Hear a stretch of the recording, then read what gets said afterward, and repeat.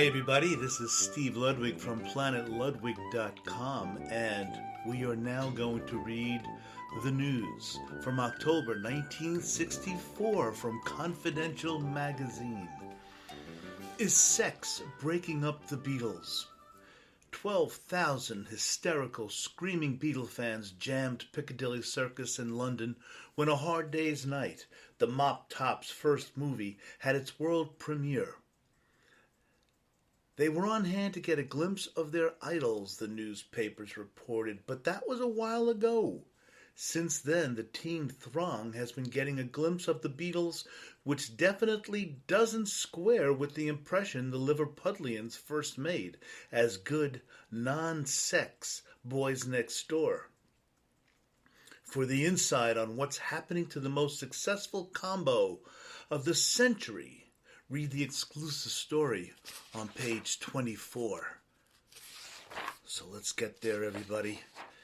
Page 24 of the October 64 Confidential magazine. And here we go. Is sex breaking up the Beatles? To all appearances, no one could ask for four nicer young men than the Beatles when they hit the big time. They were bright kids with a sensational gimmick, a weird hairdo resembling a mop top that everybody loved. They were immediately hailed as a musical group with a positive appeal who would give teenagers a chance to let off steam.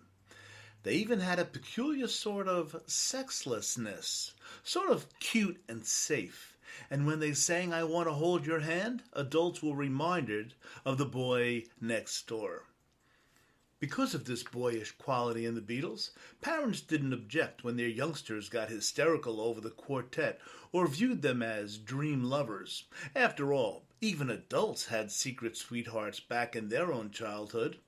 One young worshipper, a 13-year-old, put it beautifully. "The Beatles are just so funny and nice and, well, cool," she said. As things turned out, the Beatles, John Lennon 23, Paul McCartney 21, George Harrison 20, and Ringo Starr 23, were only playing it cool.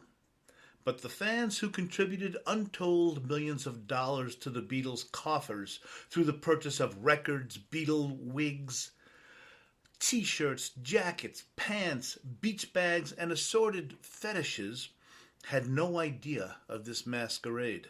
Teenage hordes, that is, and adults too, fell hard for the carefully contrived image of the Beatles as a non-sex group. Despite the fact that one, John Lennon, was married, but his wife was kept out of the picture. It was a pretty picture, and a prettier frame, if you'll excuse the expression. It might have stayed that way, except that during the summer, while the Beatles were back in London getting ready for a European and Australian tour, Confidential got the word. Let's check out the picture here. At the London premiere of the first movie, Beatles were presented to Princess Margaret and husband Lord Snowdon. Outside the theater, 85 teenagers were injured, 2 others arrested, as screaming mob of 12,000 fans fought to glimpse mop tops. Back to the article written by Mark Harris. And the word was this: the boys were not as next-doorish as everybody believed. In its August 1964 issue, Confidential revealed the following fact. 1. The following fact, okay, well, they number them here. 1. The boys next door made their first good splash while working in the Kaiserkeller, a bawdy tourist trap on the Reeperbahn in Hamburg. The Reeperbahn is Europe's most notorious sin street. The Beatles, in addition to doing an act where one of the big laughs was sticking their heads through toilet frames, also supplied background music for shapely Fräuleins who paraded around in various stages of nudity. 2.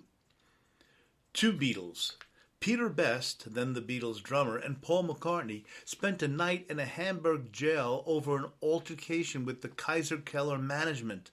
This led to their being deported from Germany as undesirable aliens. The charges were later lifted after the Beatles returned to England. 3. The hush-hush love life of the Beatles, including Ringo's calls to Anne Margaret, George Harrison's romance with model Pattie Boyd, Paul McCartney's dating of British actress Jane Asher, and their reported secret marriage, and the disclosure that Cynthia Lennon, John's wife, had been told to stay in the background and give no interviews. What the press agents tried desperately to conceal was suddenly being revealed. Far from being the boys next door, the Beatles, 3 of them anyway, were suddenly exposed as only too human. Paul McCartney, for example, was discovered on a secret date with actress Jill Hayworth. Ringo Starr was dating a curvaceous twister from New York's Peppermint Lounge, and Winchell dropped a blockbuster by printing that Paul McCartney and Jane Asher had been secretly married in London. Actually, nobody minded. But when a 17-year-old girl took off from her parents' home in Liverpool and went with Ringo Starr on an unchaperoned holiday to the Virgin Islands, and Jane Asher and McCartney did the same bit, it became only too obvious that sex was biting the Beatle image like crazy. Now, before we go on, let's just check out the picture here down below on page 25. The image of the Beatles as teen dream boys was shattered when Confidential broke the story of trysts. Back to the article. Even George Harrison, continued on page 67. Even George Harrison, this must be bad if it's even George Harrison. Here we are, page 67. Even George Harrison, youngest of the Beatles, contributed to the furor when word leaked out he was on a Tahitian holiday with his girlfriend, Pattie Boyd. But they were chaperoned by John Lennon and his wife. Okay, then, we'll let it slide. In show business, there's an old adage that the spotlight warms, but it also burns. The Beatles, who had basked in its warmth, now began to feel the heat. In Australia, the Beatles were targets for overripe tomatoes thrown by hostile groups in the audience. Oh, okay, I thought that was a figurative language there, the overripe tomatoes, but they were real tomatoes, literally tomatoes. In Wellington, New Zealand, anonymous bomb scares and threats to cut the Beatles' hair were telephoned to Wellington police. Beatle managers were thrown into a real tizzy in Wellington when a 20-year-old girl, her wrists slashed, were found in the lad's 6th-floor suite. Oh, I'm not going to joke about that.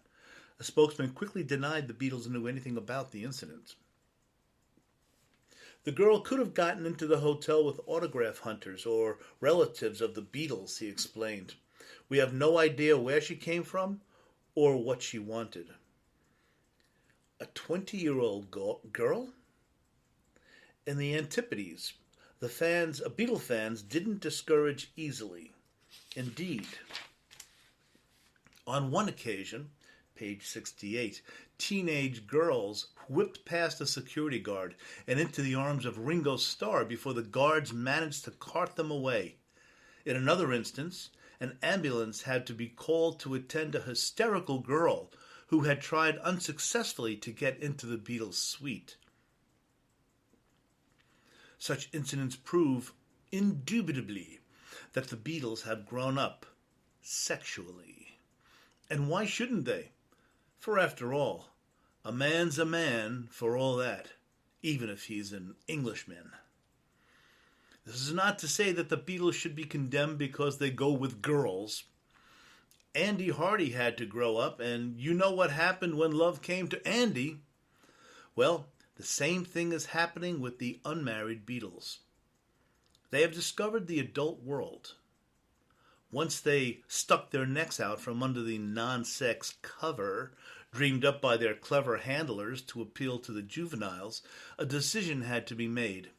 It was obviously impossible to keep one foot in one world, the fantasy world of showbiz, and the other in the grim, realistic world of living and loving. In view of the way the Beatles' cavortings are being made public, they'll have to drop that non-sex image or nature will take over, says a veteran showbiz observer. After all, as they get older, they're going to have adult desires. John Lennon, the only married Beatle, seems to subscribe to the theory that something is happening to the Beatles already. "We are definitely not as big now as we were last November," he told a reporter at the London world premiere of the Beatles' first movie, A Hard Day's Night.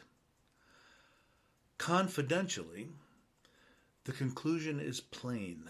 Sex, which comes with age and adulthood, not adultery, has to break up the Beatles sooner or later.